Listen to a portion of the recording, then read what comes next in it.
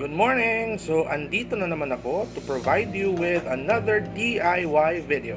And this time, we are going to install an automatic push start button sa ating 1994 Honda Accord. So, if you have a 90s car like a Honda Civic or a Honda Accord or a Mitsubishi, as long as it's an old car, right? So this video is going to be for you. We're going to talk about the pack that comes along with the accessories.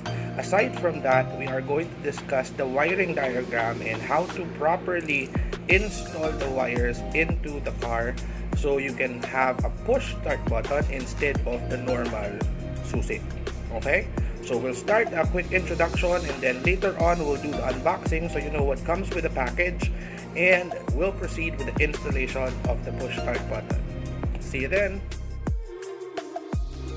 Okay, so bago tayo mag-install nung push start button, i-unbox muna natin yung accessory para malaman nyo ano yung mga parts niya and ano yung magiging itsura niya prior to the installation. Simulan na natin. So this package I ordered in Lazada. It is 760 pesos and 50 centavos. So mura lang. And then when you this is the box. Ito yung itsura niya. So it's a smart start system. Engine start and stop button.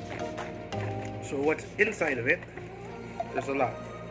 So first it comes with yung push start button mismo. So this is it.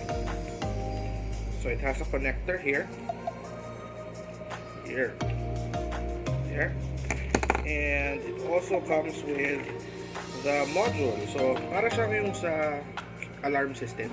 So it's a module. So most likely itong push start button na to, connect siya with one of the pins here at the back for the installation of it. So module, push start button. It also comes with a wiring harness. Ito yung main wiring harness.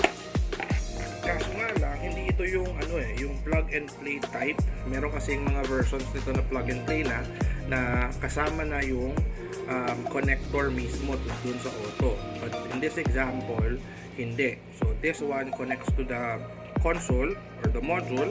So ito, we have to wire it pa doon sa ating ignition switch. So later discuss natin ano yung mga colors, para saan siya, para alam nyo rin paano siya i-connect on your own. Apart from that, meron din siyang isa pang wiring harness, and this is the brake wiring harness. So later tuturo ko sa inyo saan siya i-connect sa brake. So hindi nyo kasi masastart yung sasakyan unless you press on the brake pedal and then tsaka lang siya gagana. So it's a safety feature. So gagamitin natin ito ngayon. Apart from that, meron din siyang yung ating sensor. So the sensor, ito yung magpo-protect dun sa sasakyan. Bago ma-start, kailangan mo nang i-swipe dito yung dongle. So, and the last one of course is the dongle. So there are two pieces of dongle, one pair sila.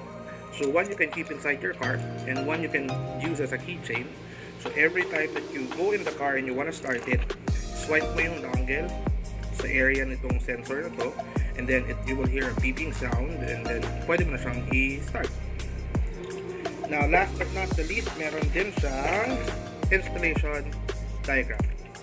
So for the installation diagram, there are two ways for you to install it.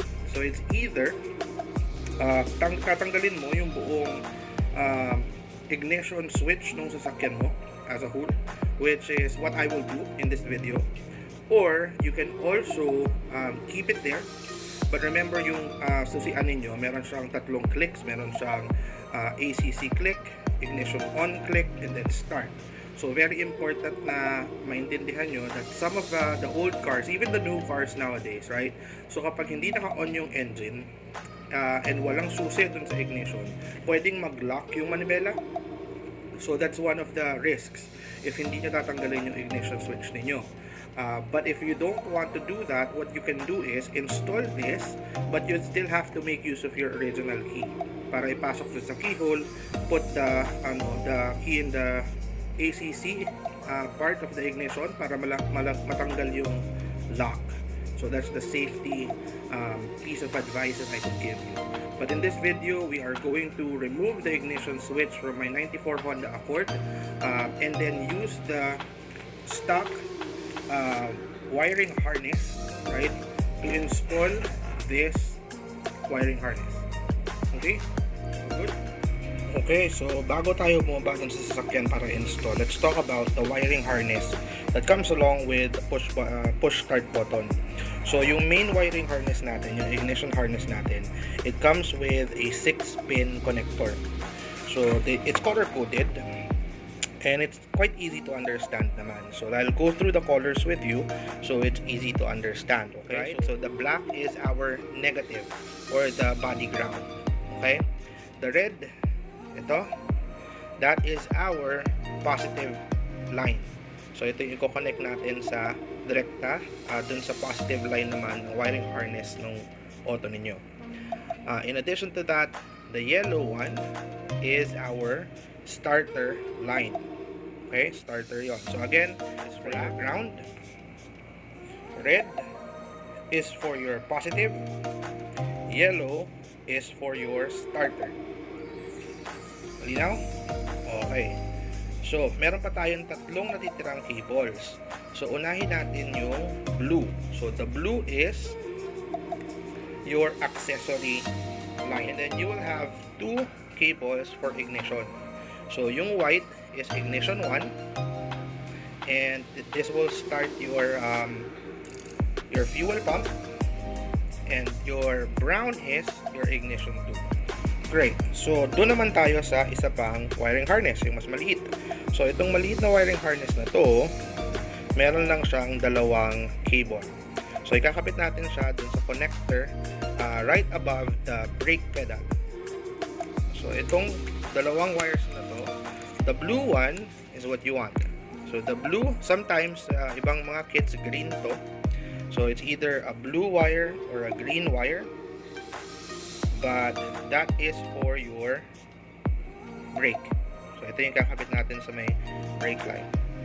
Ito namang isa is a brown with a white line on it. And brown. That's your ground. So it's either you put that on a ground, body ground, or you just leave it like that.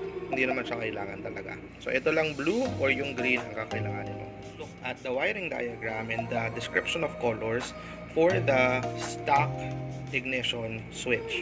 Okay? So for my ignition switch, tinanggal ko na yung connector niya. Ito siya. There are 5 cables on it. So 5 lang naman talaga yung kailangan mo since yung pang-anim dun sa kit mo is for body ground. So let's go through the colors of each of these connectors and then we'll discuss para saan sila. So let's start with the white. So meron kang isang cable dyan na pinakamalaki, pinakamakapal, and it's pure white. Wala siyang lines. Alright, so pure white, that is your power or the battery line. So dito mo ikakabit yung positive line mo from the kit. Okay? Next would be your yellow. So the yellow, ito. Alright, so the yellow line is for your accessory. Now, and then you also have your black and yellow. So yung natira mong cables, tatlo kasi yan. So there's a black one that has a white line on it. There's another black one that has a yellow line on it. And there's a white one that has a black line on it. So ang gusto mong kunin muna dito is the black cable with the yellow line. So black and yellow, that is your ignition 1. Okay? Now, ignition 1. White, ito, with black line, that is your ignition 2. And yung last one mo is yung black with white line, that's your starter. Okay? So it would be best if you label them. So in my case, I'll be labeling them. So later, pag kinoconnect ako na sila, it's easier. I just connect the starter to the starter, the power to the power, etc. etc. So I'll just do the labeling and then I'll show you how it looks like afterwards. Alright, so ganito yung magiging itsura niya when it's properly labeled. So, mas madali na natin mahanap yung connection. ACC, positive, starter, ignition 1, ignition 2. It goes the same for the connector doon sa stock ignition switch. Okay? Alright, so bago tayo magsimulang mag-install ng wiring harness, tanggalin lang natin yung positive and negative terminals ng battery para siguradong safe at hindi tayo makasira ng electronics. Alright, next, dun sa driver side cabin, kailangan natin tanggalin tong mga panels na to para makita natin yung wiring harness sa ilalim. And then, kailangan din natin tanggalin yung cover ng steering column para ma-access natin yung ignition switch. So, balang natin yan. Tanggalin yung cover sa taas. And then, cover sa baba. Putting that aside, ma-access mo na ngayon yung stock ignition switch nung sasakyan. Ayan. So, yan yung tatanggalin natin mamaya. Ito, yan. So, para matanggal siya, may dalawa siyang tornilyo sa ibabaw, pero hindi kasi siya normal na tornilyo, wala siyang slots. So, gagamit tayo ng flathead screwdriver at saka martilyo para i-push at i-turn yung tornilyo na yan. Pakita ko sa inyo.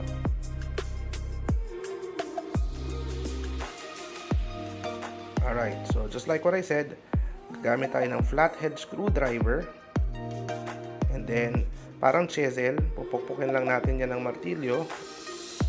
And then, dahan-dahan ang iikot yung tornilyo. So, huwag kayong matakot pumukpok, huwag masyadong malakas, iikot na kaagad yan. Hanggang sa lumuwag at pwede na natin siyang matanggal.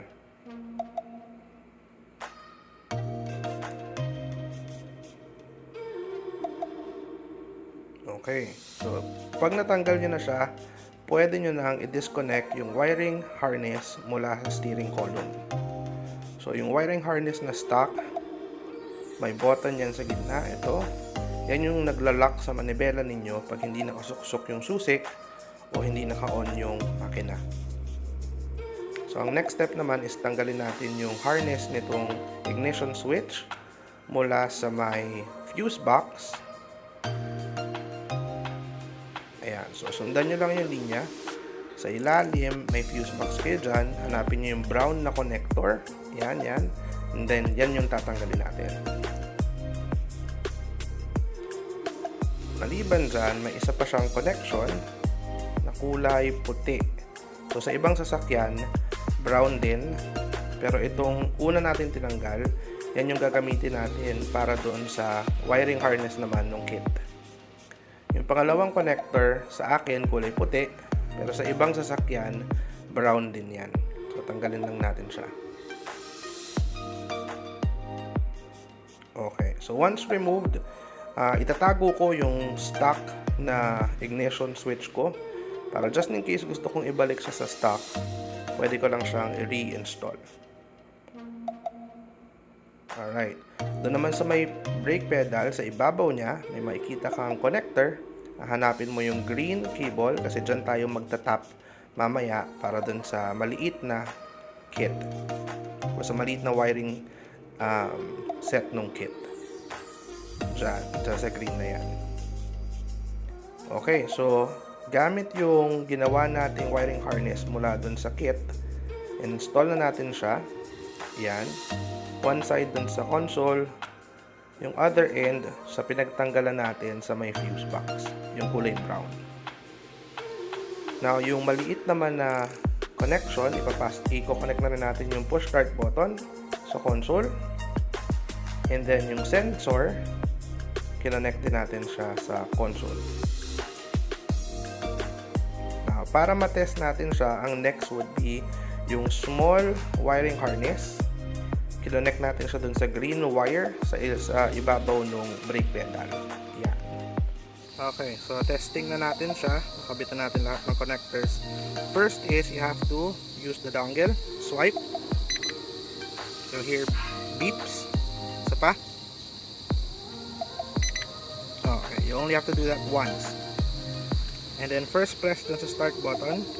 mag-on yung ating yan, fuel pump. Second press, mag-on yung ating accessories. Like so. And to start, you have to press on the brake pedal and then start. Boom! Yeah, boy! There. And para naman i-turn off, press again the brake pedal and then press to stop. Like that. Okay, cool. Alright, so next step naman, in-install ko lang yung sensor sa likod ng panel sa may ilalim ng manibela. So, dyan ko siya nilagay para madaling ma-access ng dongle. So, pwede na natin i-reinstall ulit yung mga panels, tago yung mga cable, and make sure na hindi siya nakaharang dun sa may pedals area natin. Okay?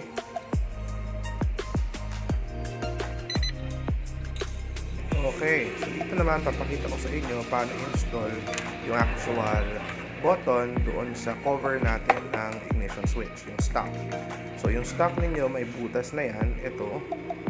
And yung button, sobrang swak yan dyan sa butas na yan. So hindi na siya kailangang lakihan pa. O kung gusto mo, pwede ka rin magbutas sa dashboard mo. Pero ako, gagamitin ko lang itong stock.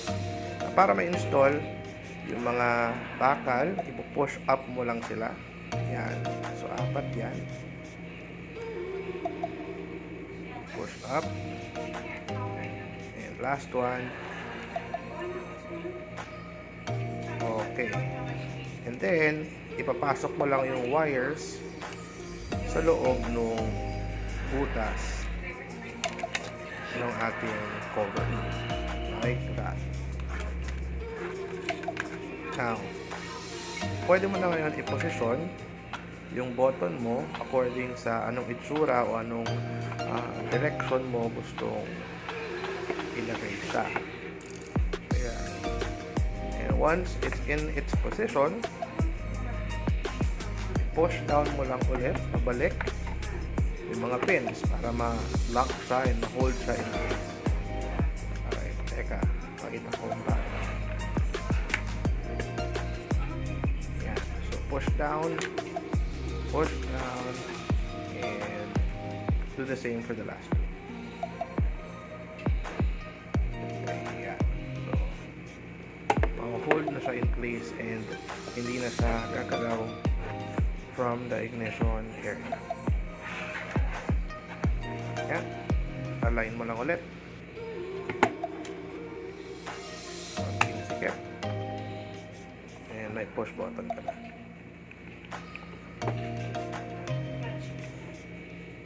Okay, so nakabit na natin ulit yung mga panel. So ito-test natin ngayon yung push start button. Okay, so let's start with dongle. Okay, first press your fuel pump. Second press. Okay, so accessories. Brake pedal, apak. Ah, damn.